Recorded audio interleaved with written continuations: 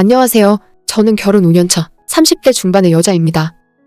4살짜리 딸아이 하나를 키우면서 살았는데 얼마 전까지는 남편과 매일 싸우고 부부 사이가 좋을 날이 없었어요.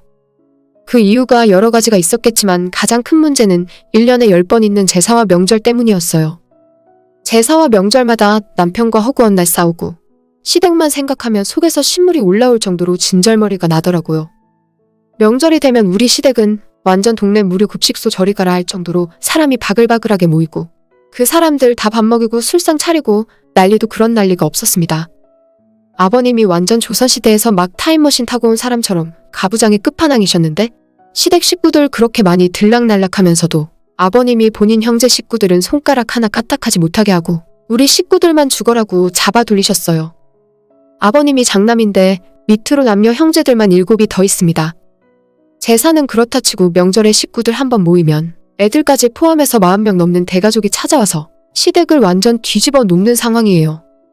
그 많은 사람들 먹이려면 음식해야 하고 상 차리고 치우고를 몇 번이나 반복해야 하는지 일일이 손으로 셀 수도 없을 정도인데 그 모든 일을 시어머니와 저와 하나 있는 동서가 대부분 하고 있고 우리 집안 남자들도 상 차리고 치우는 것을 도와줍니다. 명절 내내 그렇게 일하고 나면 우리 식구들 다들 파김치가 되어 손가락 하나 까딱할 힘도 없어요.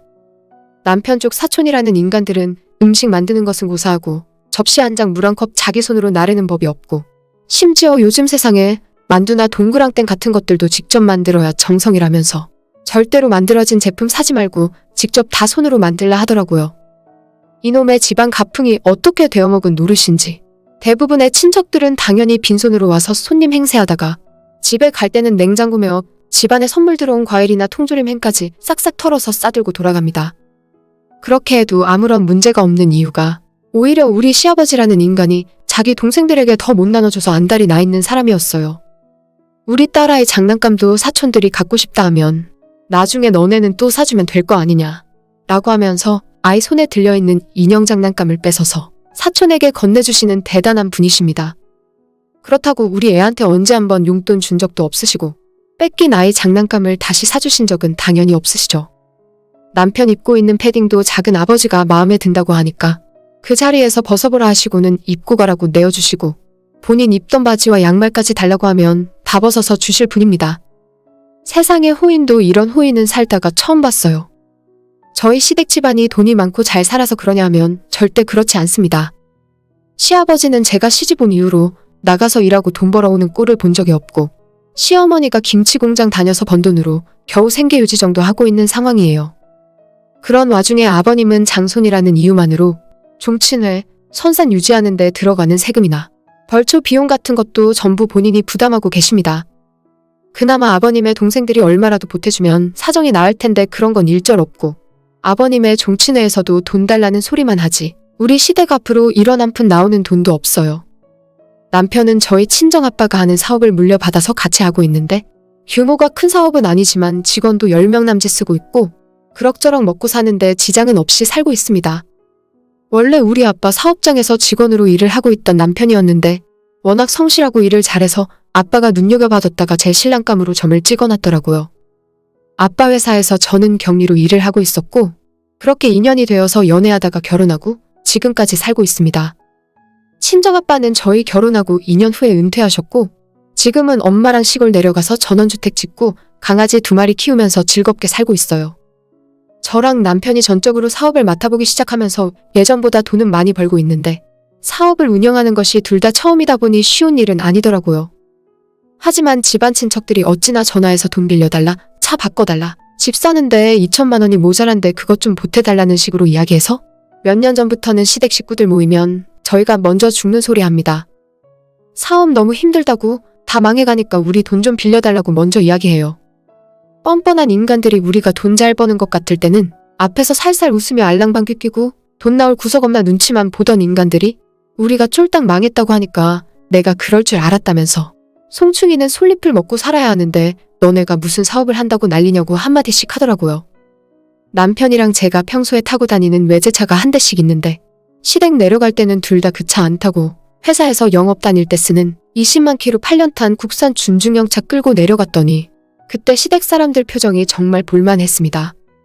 작년 추석까지 어찌어찌 버티고 살아왔는데 저도 이제는 슬슬 한계고 추석 때 작은아버님이 4살 먹은 저희 딸에게 냉장고에서 소주 좀 가져오라고 심부름 시키는 걸 보고 정신이 번쩍 들어서 이 짓거리 그만해야겠다 생각했어요.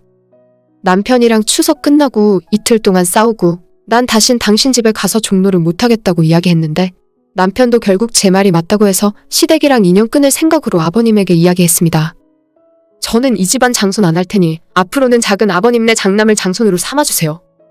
남편의 말에 우리 시아버지는 물론 작은 아버님도 당연히 난리가 났습니다. 걔가 무슨 죄를 지어서 장손 노릇을 해야 하냐고?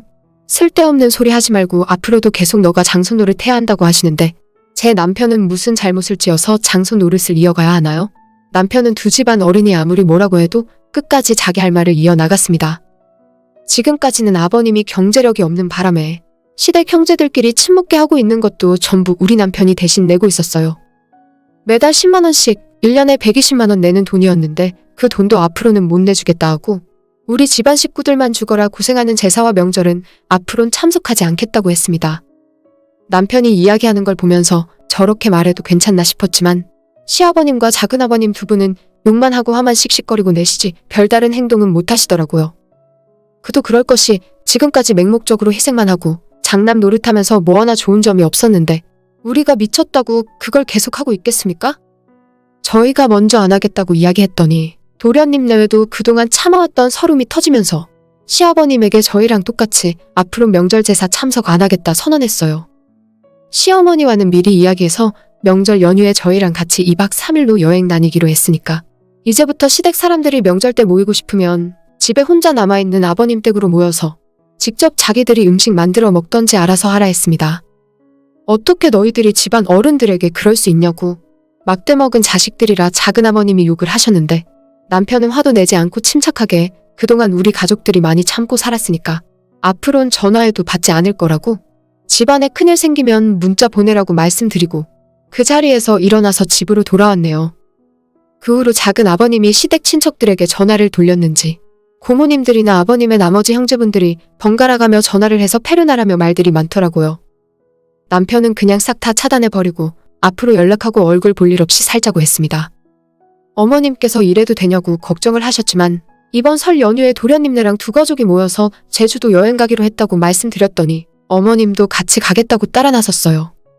설날에 시댁 사람들끼리 어떻게 보내던 말던 우리는 신경 안 쓰고 제주도에서 푹 쉬면서 맛있는 거 먹고 즐겁게 놀다가 왔습니다. 연휴 마지막 날에 다시 돌아왔을 때는 시아버지께서 화가 머리끝까지 나셨더라고요. 어머님에게 너는 뭐하는 여편네냐고. 애들이 저 모양이면 너라도 정신 차리고 애들 혼내서 차례상 차리게 만들어야지.